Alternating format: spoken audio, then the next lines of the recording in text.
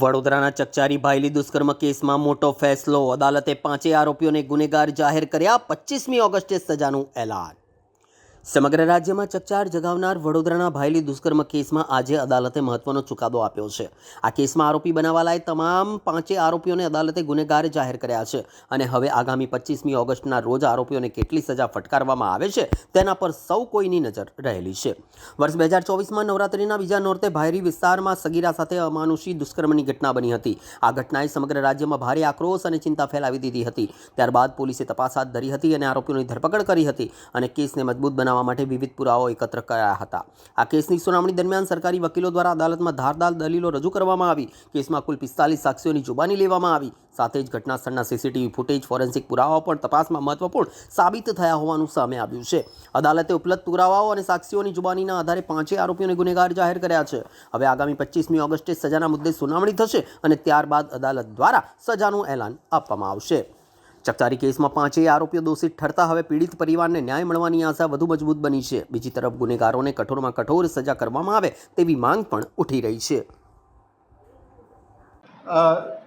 ચુકાદો વડોદરા શહેરમાં 4 ઓક્ટોબર 2024ની રાત્રે ખરેખર એક શરમજનક બનાવ બનેલો, જેમાં 16 વર્ષની યુવતી પોતાના મિત્ર સાથે બેઠેલી હતી ત્યારે મધરાતે તેની સાથે દુષ્કર્મનું કૃત્ય કરવામાં આવેલ.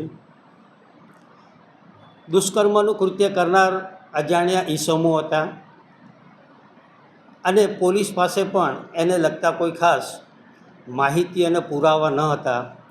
તેમ છતાંય વડોદરા શહેર ડીસીબી પોલીસ અને વડોદરા તાલુકા પોલીસે ખૂબ જ મહેનત કરી અને દુષ્કર્મ કરનાર 5 વ્યક્તિઓને ધરપકડ કરી અને તેમની સામે ચાર્જશીટ કરેલું.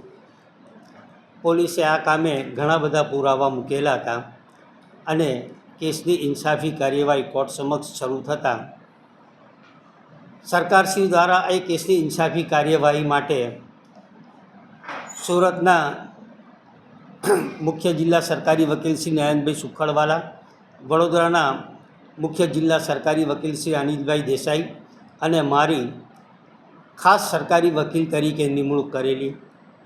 આ કેસની શરૂઆત થતાં અમે આ કેસ સાબિત કરવા કુલ 45 સાક્ષીઓને તપાસેલા, જેમાં ભોગ બનનાર, એની માતા, એનો મિત્ર, એનો ભાઈ, ડૉક્ટર્સ, ફોરેન્સિક સાયન્સ અને અન્ય પુરાવા સાથે કુલ 315 દસ્તાવેજી પુરાવા રજૂ કરવામાં આવેલા. આજરોજ નામદાર કોર્ટે પ્રોસિક્યુશન તરફે રજૂ કરવામાં આવેલ તમામ પુરાવા માન્ય રાખી અને 5 આરોપીઓને સામૂહિક બળાત્કાર અને અન્ય ગુના માટે તકસીરવાન ઠરાવેલા છે.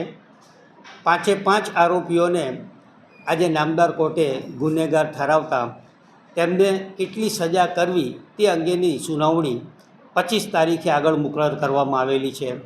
આ કેસના મહત્ત્વના સંજોગો શ્રી નયનભાઈના મુખે સાંભળીએ. વડોદરાની અંદર જ્યારે નવરાત્રિના તહેવારો શરૂ થયા હતા તે વખતે આપણે સૌ જાણીએ છીએ કે વડોદરાની અંદર કઈ પ્રકારે ગરબાનું મહત્ત્વ છે, નવરાત્રિનું મહત્ત્વ છે. એવા સંજોગોમાં જ્યારે દીકરીઓ ગરબા રમવા જાય છે તે વખતે આ કામના આરોપીઓ પોતાનો ગુનાહિત ઈરાદો બહાર પાડવા માટે એક અવાવરૂ જગ્યા પર આ દીકરીને લઈ જાય છે અને એની સાથે સામૂહિક બળાત્કાર કરે છે. આ કેસની અંદર 5 આરોપીઓ હતા. નામદાર કોર્ટે આજે 5 આરોપીઓને આ નાની દીકરીની સાથે જે રીતે દુષ્કર્મ કર્યું છે એ તમામ ગેરકાયદેસરના કૃત્ય બાબતે આજે આ લોકોને કસૂરવાર ઠેરવ્યા છે, ગુનેગાર જાહેર કર્યા છે અને એ તમામ આરોપીઓને સજા જે કરવાની છે એ સજાને માટે તારીખ 25ના રોજ સજા માટેના દલીલો માટે કેસ મુલતવી રાખવામાં આવ્યો છે. નવરાત્રિના બીજા દિવસે જ આ પ્રકારનું દુષ્કૃત્ય થયું.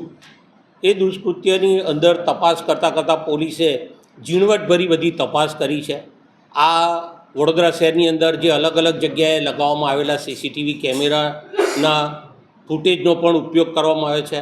અમારી સ્પેશિયલ પ્રોસિક્યુટરની ટીમ સુરતના મુખ્ય સરકારી વકીલ નયનભાઈ સુખડવાલા, વડોદરા શહેરના સિનિયર ધારાશાસ્ત્રી શૈલેષભાઈ પટેલ અને હું આ કેસની અંદર સ્પેશિયલ પ્રોસિક્યુટર તરીકે હતા ત્યારે અમે આ આખો ગુનો નિઃશંકપણે પુરવાર કરેલો છે.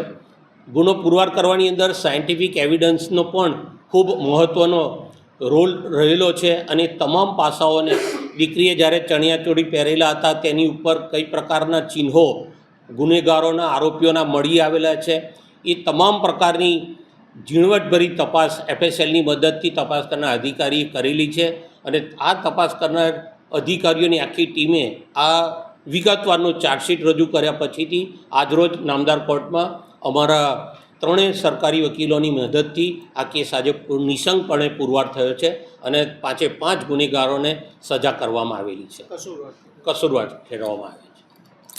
કર્મના કેસમાં પ્રોસિક્યુશન તરફે સંયોગિક પુરાવોના દરેકે દરેક કડીઓ નામદાર કોર્ટ સમક્ષ શંકારહિત રીતે પુરવાર કરવામાં આવી. આ ગુનાની શરૂઆતમાં 5 પૈકી 2 આરોપીએ ભોગ બનનાર સાથે શારીરિક છેડછાડ કરેલી અને ત્યાર પછી 3 જણાએ સામૂહિક બળાત્કાર કર્યો હતો. બળાત્કાર કર્યા પછી પાછા 5 જણ ભેગા થયા તેના CC ફૂટેજ પણ નામદાર કોર્ટે માન્યા છે. CC ફૂટેજ એના સર્ટિફિકેટ સાથે કોર્ટમાં અમે રજૂ કર્યા. ભોગ બનનારનો મોબાઈલ પણ લૂંટી ગયેલા એ લૂંટ એ પણ કોર્ટે માની છે. પુરાવાનો નાશ કરવાને માટે વિશ્વામિત્રી નદીમાં મોબાઈલ ફેંકી દીધેલો અને એ શોધવાને માટે ફાયર બ્રિગેડના અધિકારીઓ અને એની જુબાનીઓ પણ માની છે. મેડિકલ પુરાવો પણ કોર્ટે માન્યો છે. એટલે જે સંયોગિક પુરાવાનો જ્યારે કેસ હોય તે વખતે દરેક સંજોગની કડી મળવી જોઈએ તેવી રીતનો પુરાવો કોર્ટમાં પ્રોસિક્યુશને રજૂ કરવો પડે. તો એ રીતે પુરાવો અમારી પ્રોસિક્યુશન ટીમ અને પોલીસે મળી અને કોર્ટ સમક્ષ રજૂ કર્યો. કોર્ટે એ પુરાવાને સંતોષજનક માન્યો, એમાં કોઈ શંકા નહીં માની અને તમામ આરોપીને આજે કસૂરવાર ઠેરવા છે. કસૂરવાર ઠેરવા પછી આરોપીને કેટલી સજા કરવી એ બાબતે અલગથી દલીલ કરવી પડે કાયદા પ્રમાણે અને એ દલીલ 25 તારીખે રાખવામાં આવી છે. ગુનાની ગંભીરતા જોતાં આમાં 3 પ્રકારની સજાની દલીલ થઈ શકે. નંબર 1 ફાંસીની સજા, નંબર 2 આજીવન કેદની સજા એટલે જિંદગીના અંતિમ શ્વાસ સુધી આરોપીને જેલમાં રાખવો અને ઓછી સજા એટલે 20 વર્ષની સજા. આ 3 પ્રકારની સજાની જોગવાઈ ઓછી અને મેક્સિમમ સજા આટલે સુધીની છે. એટલે એ બાબતે આને મહત્તમ સજા કેમ કરવી જોઈએ તેની દલીલો પણ પ્રોસિક્યુશન તરફથી રજૂ કરવામાં આવશે. ઘણા બધા કેસ તમે લોકો હેન્ડલ કર્યા હશે, લડ્યા પણ હશે, પરંતુ એક નાની દીકરી સાથે ગેંગ રેપ થયો હતો અને આજે સજા ફટકારવામાં આવી છે. કેટલો ન્યાય મળ્યો દીકરીના પરિવારને અને એક ખુશીની વાત પણ છે. પહેલી તો વાત કરું કે આ દુષ્કર્મનો જે બનાવ છે ખરેખર ખૂબ ગંભીર બનાવ કહેવાય.